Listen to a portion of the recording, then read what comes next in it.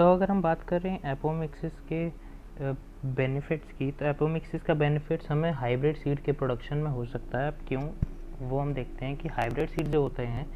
वो मेजरली जितने भी एग्रीकल्चर वाले जो लोग होते हैं, फार्मर्स होते हैं, वो मेजरली हाइब्रिड सीड्स को ही प्रेफर करते हैं उगाना, क्योंकि हाइब्रिड सीड्स जो होते हैं उसके अंदर आर्टिफिशियली सेलेक्टेड जीन्स होते हैं, है ना। जो जीन्स हमें चाहिए सिर्फ उन्हीं जीन्स के क्रॉसिंग ओवर करवाते हैं, जिसकी वजह से जो सीड्स बनते हैं वो जिस तरीके के सीड्स हमें चाहिए उस तरीके के सीड्स हमें मिलते हैं, जिसकी वजह से जो यील्ड होती है वो हायर यील्ड हमें मिलती है ना। जो क्रॉप का प्रोडक्शन होगा वो ज़्यादा होगा, जो सीड्स होंगे वो ज़्यादा स्टार्च वाले होंगे, है ना। तो सीड्स के अंदर स्टार्च प्रोटीन वगैरह ज़्यादा रहेगा। सीड्स जो होंगे वो किसी भी पेस्ट से रेजिस्ट रहेंगे, कोई भी उनके ऊपर जो पेस्ट का कंट्रोल कराने की ज़रूरत नहीं पड़ेगी, फर्टिलाइज़र वगैरह ज़्यादा यूज़ करने की ज़रूरत नहीं पड़ेगी, और उसके जो बैक्टीरियल इन्फेक्शन वगैरह है उससे भी जो हमारा प्लांट है वो बचा रहेगा। मेजरली इसलिए हम हाइब्रिड जो वैरायटीज़ हैं उनको यूज़ करते हैं सीड्स की। अब हाइब्रिड सीड्स के अंदर मेजर प्रॉब्लम ये रहती है कि हाइब्रिड सीड्स का मेन मोटिव होता है कि हमें जो क्रॉप की प्रोडक्शन है वो हाई रहनी चाहिए, है ना। उसके अंदर जितना भी जो सीड्स हैं वो सब के सब बेस्ट क्वालिटी के सीड्स होने चाहिए जब वो हमें मिले। तो उसके लिए जब हम उन सीड्स को उगाते हैं, जब वो पूरे प्लांट बन जाते हैं, उसके बाद उनको भी तो क्रॉस फर्टिलाइजेशन की ज़रूरत होती है। जब क्रॉस फर्टिलाइजेशन होता है, उनके ऊपर क्रॉस पोलिनेशन होता है, तो पोलन ग्रेन ऐसा भी तो हो सकता है कि जिस वैरायटी के पोलन ग्रेन हमें चाहिए उस वैरायटी के पोलन ग्रेन ना आके गिरें, किसी ऐसे प्लांट के पोलन ग्रेन आके गिर जाएँ, मतलब उसी स्पीशीज़ में ही किसी एक ऐसे प्लांट के पोलन ग्रेन आके उस पर गिर जाएँ जो कि ना ज़्यादा हायर यील्ड देता हो, क्रॉप प्रोडक्शन भी अच्छा ना हो, है ना, उसके ऊपर जो बैक्टीरिया रेजिस्ट भी ना हो, वो कुछ ऐसा अगर वैरायटी का पोलन ग्रेन उसके ऊपर आके गिर गया, तो जो हमारा नेक्स्ट जो जनरेशन आएगी उस सीड्स की, जो नेक्स्ट जो सीड्स बनेंगे वो ज़्यादा अच्छी क्वालिटी के नहीं बनेंगे। या मान लो कि अगर कोई अच्छा क्वालिटी का पोलन ग्रेन भी आया तो उसके अंदर भी ज़रूरी नहीं कि जिस तरीके की प्रोडक्शन हमें चाहिए उस तरीके की प्रोडक्शन हो पाए, क्योंकि जो प्लांट है वो अपने अकॉर्डिंगली जो हैबिटेट है जो उसके अकॉर्डिंग अडेप्ट करना चाहता है। तो मान लो जो प्लांट है उसको ज़्यादा टॉल होने की ज़रूरत ना हो, है ना, प्लांट ना चाहता हो कि ज़्यादा टॉल हो,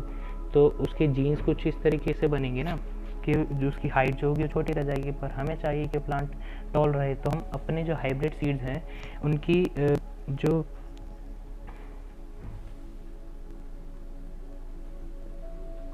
तो हम जो अपने हाइब्रिड सीड हैं उनके पोटेंशियल को लूज़ कर रहे हैं। उनका पोटेंशियल था हाई यील्ड का, क्रॉप प्रोडक्शन को इंक्रीज़ करने का, पर ऐसा तो कुछ हो नहीं रहा है। तो इस केस में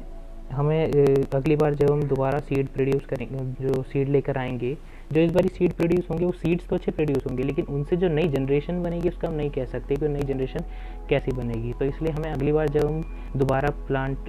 मतलब सीड शो करेंगे प्लांट उगाने के लिए, तो हमें नई सीड्स लेकर आने पड़ेंगे हाइब्रिड वैरायटी के, ताकि जो हमारा प्रोडक्शन है वो फिर से वैसा ही हो सके। अब हर बार जो हाइब्रिड सीड्स अगर हम लेकर आते हैं तो वो ज़्यादा कॉस्टली रहता है कंपेयर करें अगर हम वही पुराने सीड को अगर उगाएं तो इससे ज़्यादा कॉस्टली रहता है। अब फार्मर्स वगैरह के लिए ये चीज़ इतनी इकोनॉमिकल नहीं है ना, इतना फीजेबल नहीं है ये चीज़, क्योंकि मेजर जो उनका कॉस्ट है वो तो हाइब्रिड सीड्स लाने में ही चला जाएगा। अब इसी वजह से जो साइंटिस्ट वगैरह हैं वो ऐसा चाहते हैं कि जितने भी हम हाइब्रिड सीड से प्लांट उगाएं उनके अंदर जो नई सीड्स बनेंगे, जो उनका नेक्स्ट जनरेशन बनेगी,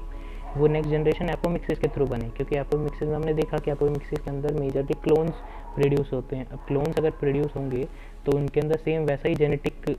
कोड होगा जैसा पुराने वाले प्लांट में था, जैसे हाइब्रिड प्लांट हमने उगाए हैं वैसा ही जो जेनेटिक कोड होगा वो उनके सीड्स के अंदर भी चला जाएगा, जिस वजह से जो हम अगला जो प्रोडक्शन करेंगे उसमें से, मतलब जितना भी पूरे फील्ड के अंदर सीड्स आए हैं उनमें से कुछ पार्ट हम दोबारा उगा सकते हैं, ताकि हमारे अगले जो जनरेशन है उसके भी जो प्लांट्स है, क्रॉप्स है, वो उसी तरीके से अच्छे से होंगे। लेकिन ऐसा अगर हम नेचुरली छोड़ देंगे तो हो नहीं पाएगा, है ना। तो अगर एग्रीकल्चरिस्ट जो साइंटिस्ट वगैरह हैं वो क्या